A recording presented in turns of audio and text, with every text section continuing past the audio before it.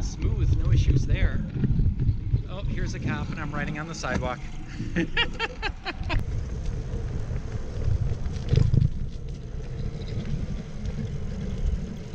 Ooh.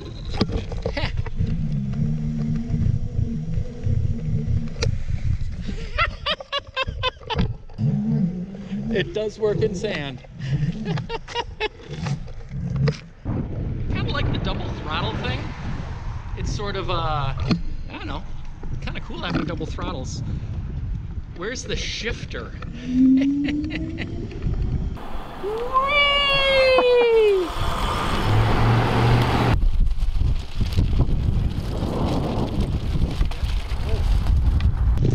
We're riding the railroad tracks right now.